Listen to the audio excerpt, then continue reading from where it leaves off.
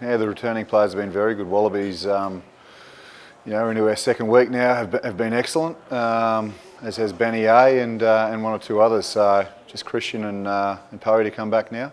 So, but no, really happy with the new players that have come back in on the back of a really good pre-Christmas block. Poe copped a head knock in the first half of the final over the weekend. Didn't play the second half. Are there any concerns there? Not that I'm aware of. He's in transit, so. Yeah, it's a game. Unfortunately, I think he had his HIA, probably didn't feel great, and was brought off at half time. So, yeah, I can't give you too much information in and around that. But he's coming back on schedule. Yeah, yep. He's had a few concussions in the past. Just given his history, is that something you're going to have to monitor closely this season? Yeah, well, I don't know if he was concussed on the weekend. I haven't seen the game, so I couldn't give you anything conclusive there. But so yeah, I'm not sure why he came off on the weekend, but yeah, like any player, if they're getting head knocks, you've always got to be cautious of it and do the right thing by the player. Do you sweat at this time of year watching your star players before the season's even started?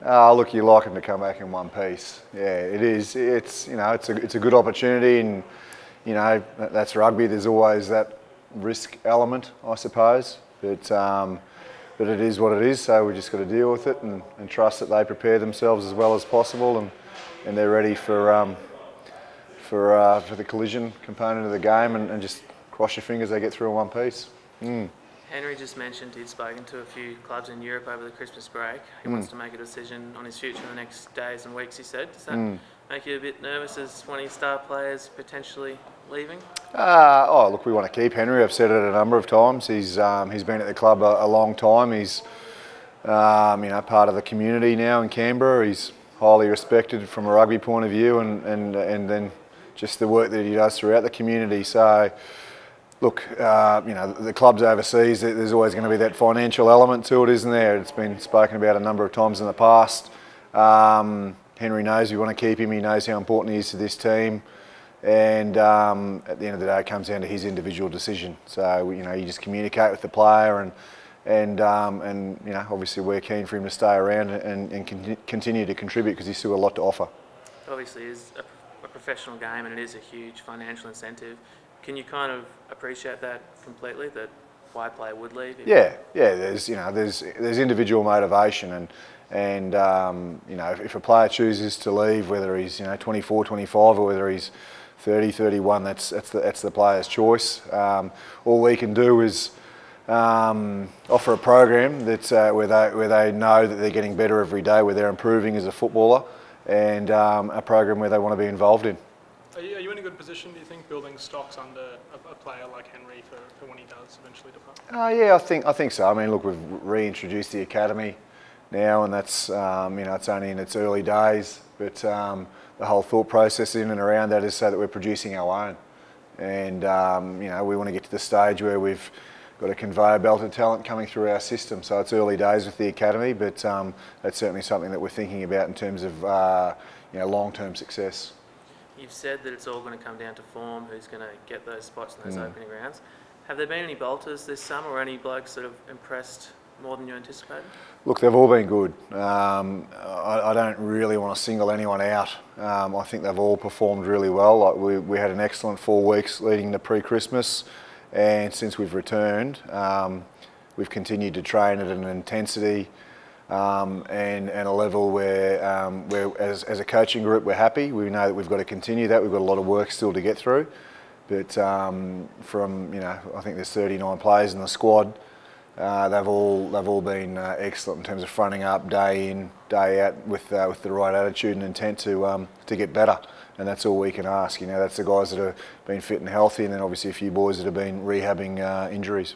You guys are heading into camp shortly. What do you want to gain out of that, and what do you change from last year? Look, with the camp, it's a little bit of top secret there with what we're doing, but I can assure you we won't be living off rations or that sort of thing. It'll probably be more. There'll be a physical element to the camp, but it'll probably be more between the ears.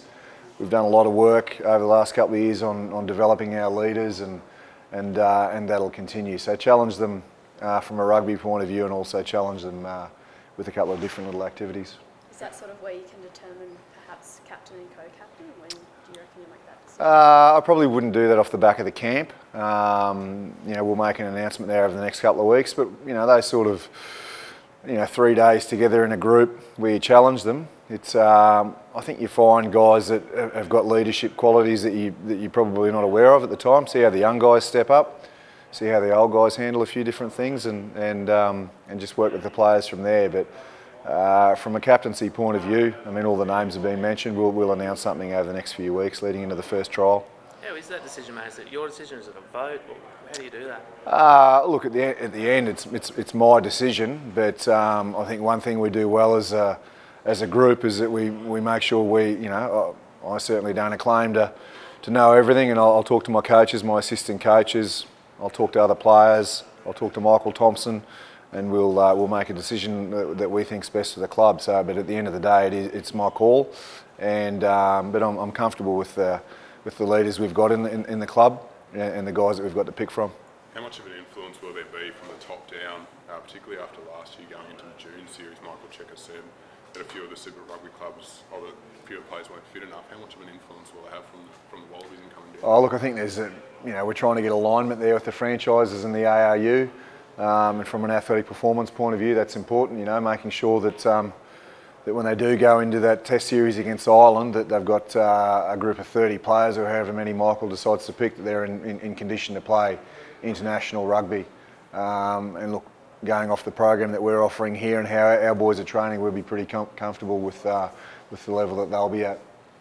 There's a fair few established Brumbies in positions. Just the way the summer's kind of shaping up for you, is it fair to say that final selection will be a lot more difficult than maybe the fans will expect? Oh, it's going to be difficult. Yeah, there'll be guys that within that 39 that aren't in the 23, and there'll be disappointed players. So and that's why I've said from day one to the boys, training performance is so important. And then the guys that get the opportunity in the trials, when your opportunity comes, you've got to put your best foot forward and then give yourself as much chance as possible of being on the plane to Tokyo. So we've got some difficult decisions to make, which is a good thing.